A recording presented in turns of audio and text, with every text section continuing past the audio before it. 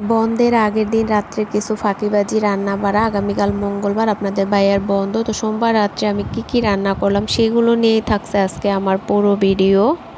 আসসালামু আলাইকুম, সবাই কেমন আছেন? আশা করি ভালো আছেন, আমিও ভালো আছি। সপ্তাহে একটা দিনই ছুটির দিন, আর ছুটির দিন মানেই তো হচ্ছে ভালো মন্দ খাওয়া, ফ্যামিলির সাথে আনন্দ উদযাপন করা। বন্ধের দিন যেহেতু ভালো মন্দ রান্না বাড়া খাওয়া দাওয়া হয়, তো বন্ধের আগের দিনের যেটা প্রিপারেশন থাকে ওইটাই আজকে আপনাদের সাথে শেয়ার করব। প্রতি মঙ্গলবার হচ্ছে আপনাদের ভাইয়ার বন্ধের দিন থাকে, তো সোমবার দিন রাত্রে আমি যা যা করব সেটাই আপনাদেরকে আজকে দেখাবো। আমার বাসায় প্রতি সোমবার দিনই হচ্ছে এরকম হালকা পাতলা খাবার দাবারের আইটেম হয়, যেহেতু মঙ্গলবার আপনাদের ভাইয়ার বন্ধ থাকে, এই জন্য ভারী কিছু রান্না করি না। সারা সপ্তাহ যা কিছুই রান্না করে দেই না কেন, তাকে বন্ধের দিন ভালো মন্দ কিছু একটা রান্না করে দিতেই হবে। তো আজকে হচ্ছে আমি বউয়া ভাত রান্না করব, এই জন্য কিছু শুটকি নিয়ে এসেছি, শুটকিও ভর্তা বানাবো সাথে। বউয়া বা খিচুড়ি যে যেটাই বলেন না কেন, খিচুড়ির সাথে হচ্ছে ভর্তা না হলে খেতে ভালো লাগে না, এই জন্য হচ্ছে আমি কয়েক টাইপের শুটকি নিয়ে এসেছি, আর হচ্ছে একটা বেগুন নিয়ে এসেছি ভাজার জন্য। এখানে আমি ভর্তা বানানোর জন্য হচ্ছে ফেওয়া শুটকি আর চিংড়ি শুটকি আনছি, আর কাসকি শুটকি আর হচ্ছে লইটা শুটকি, এই দুটা রেখে দিব, অন্য কোনো একদিন অন্য কোনো রেসিপি করা যাবে। সাথে ধনিয়া পাতা আর মুগ ডালও নিয়ে আসছি, কারণ মুগ ডাল বাসায় ছিল না, আর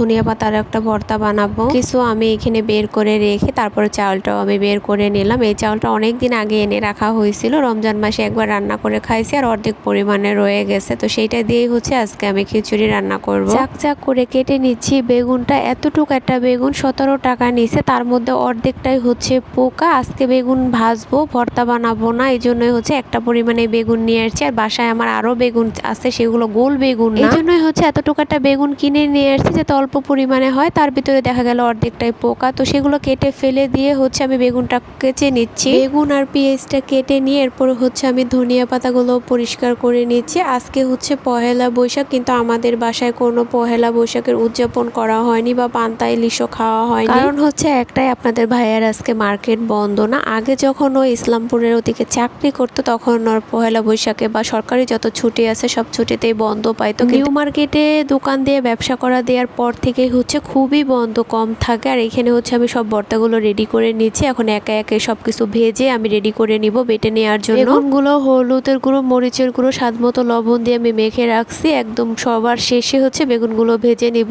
তো এখন হচ্ছে আমি মুগ ডালগুলো আগে ভেজে নিচ্ছি। ডালগুলো ভেজে হচ্ছে কিছুক্ষণ ভিজিয়ে রাখবো নরম হওয়ার জন্য। এরপর হচ্ছে আমি এখন চিংড়ি শুটকিগুলো ভেজে নিচ্ছি। চিংড়ি শুটকিটা আমি ভেজে তারপরে হচ্ছে কিছুক্ষণ ভিজিয়ে রাখবো, কারণ এর ভিতরে অনেক পরিমাণে বালু থাকে। শুকনো আইটেমগুলো আমি আগে ভেজে নিয়ে এখন কাঁচা মরিচ, পেঁয়াজ আর রসুনগুলো ভেজে নেব। মরিচগুলো যেহেতু একটু বেশি পরিমাণে ভাজতে হবে, এই জন্য আগেই মরিচগুলো ভেজে নিচ্ছি। মরিচগুলো একটু ভাজা হয়ে যাবার পর এর সাথে আমি রসুন দিয়ে ভেজে নিব, আর পেঁয়াজগুলো হচ্ছে পরবর্তীতে দিয়ে দিব। কাঁচা পেঁয়াজটাই ভর্তার সাথে খেতে ভালো লাগে, কিন্তু মানুষের শরীরে যেহেতু ফ্রেশটা থাকে, কাঁচা পেঁয়াজটা না খাওয়াই ভালো, এই জন্য হালকা পরিমাণে একটু আমি ভেজে নিলাম। পেঁয়াজ, মরিচ, রসুন ভাজা শেষ, আমি নামিয়ে নিচ্ছি। এখন হচ্ছে ধনিয়া পাতাটা একটু হালকা করে ভেজে নিব। আমার কাছে একটু আঠালো টাইপের ভর্তাটাই ভালো লাগে, এই জন্যই ধনিয়া পাতাটা হালকা করে একটু ভেজে নিচ্ছি। তা না হলে কাঁচা ভর্তা বানালে দেখা যায় পানসে পানসে হয়ে যায়। ধনিয়া পাতাটা নামিয়ে এখন হচ্ছে আমি অল্প পরিমাণে একটু তেল দিয়ে শুটকিগুলো ভেজে নিচ্ছি। ভাজাভাজি শেষ, এখন হচ্ছে ভর্তা বাটার পালা। পাটাটা আমি ভালোভাবে ধুয়ে পরিষ্কার করে নিচ্ছি, আর পাটার নিচে আমি একটা শুকনো কাপড় দিয়ে নিচ্ছি, যাতে কোনো শব্দ না হয়। বাড়তে গেলে তো অনেকটা শব্দ হয় পাটায়। প্রথমে হচ্ছে ভেজে রাখা কাঁচা মরিচ, এর মধ্যে সামান্য পরিমাণে একটু লবণ আর রসুন দিয়ে বেটে নেব।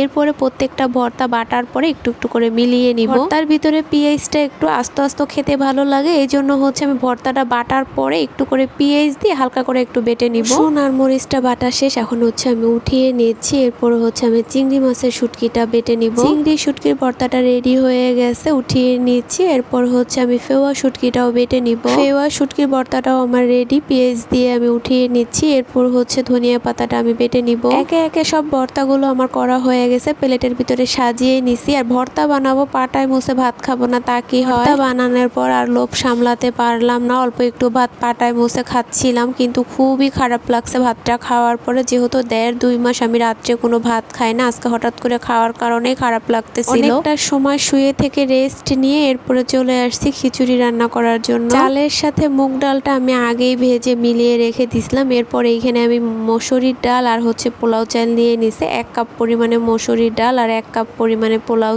চাল দিয়ে খিচুড়ি রান্না করলে ওর সাথে 1 মুঠ বা 1 কাপ পরিমাণে পোলাও চাল অ্যাড করে দিলে খিচুড়ির স্বাদটা অনেক বেড়ে যায়। পুরো খিচুড়ি রান্না করার রেসিপিটা আজকে আর শেয়ার করলাম না, আমি দম দিয়ে রাখছিলাম। এরপর ঢাকনাটা উঠিয়ে একটু নেড়ে চেড়ে দিচ্ছি। খিচুড়িটা আমার হয়ে গেছে। একটু উল্টিয়ে পাল্টিয়ে নেড়ে চেড়ে আমি ঢাকনা দিয়ে দমে রেখে দিয়ে এরপর আমি বেগুনটাও ভেজে নিব। গরম গরম খিচুড়ির সাথে গরম গরম বেগুন ভাজাটাও খেতে ভালো লাগে, এই জন্য আমি একটু দেরি করেই ভাজলাম। সাথে সালাডটাও কেটে রেডি করে নিছি।